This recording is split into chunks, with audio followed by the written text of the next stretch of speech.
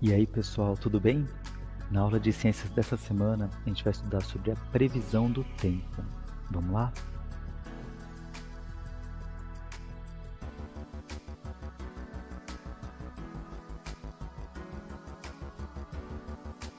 O boletim meteorológico ou boletim do tempo, como a gente vê nos jornais, ele apresenta para a gente como vai estar o tempo naquele dia. Então ele utiliza para isso imagens e números, mostrando a máxima temperatura prevista e a mínima também. Esse é o boletim do tempo para o próximo domingo em Boiçucanga, dia 22. A mínima temperatura prevista é 14 e a máxima 22 graus. Como funciona isso?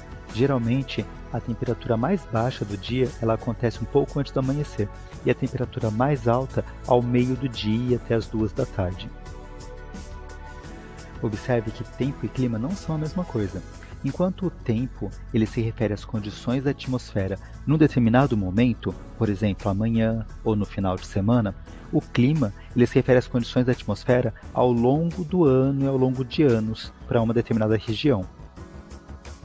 Por exemplo, se eu disser que o clima em Manaus é mais úmido que em Goiânia, não quer dizer que todos os dias do ano a umidade do ar vai estar mais alta em Manaus, mas que no decorrer do ano todo e no decorrer de vários anos é mais comum a umidade do ar estar mais alta em Manaus e mais baixa em Goiânia. E são vários os fatores que influenciam no clima de uma região. Por exemplo, a distância que essa região está do oceano, as correntes marítimas, a altitude que ela está em relação ao mar, a duração do período diurno durante o ano e também as massas de ar que passam pela região.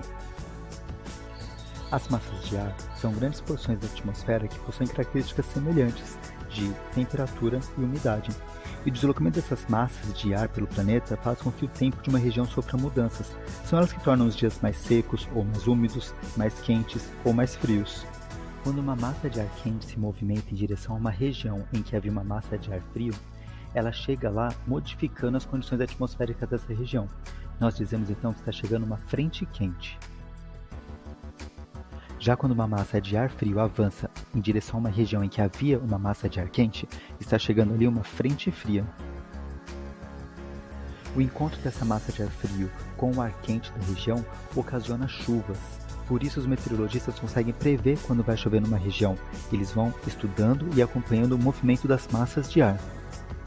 Esse acompanhamento é feito com a utilização de diversos equipamentos, como o barômetro, anemômetro, catavento, pluviômetro. Nessa imagem nós vemos a estação automática de meteorologia. Ela mede e transmite os dados de pressão, temperatura, umidade e velocidade do vento. E essa foi a aula de hoje. Até a próxima e bons estudos!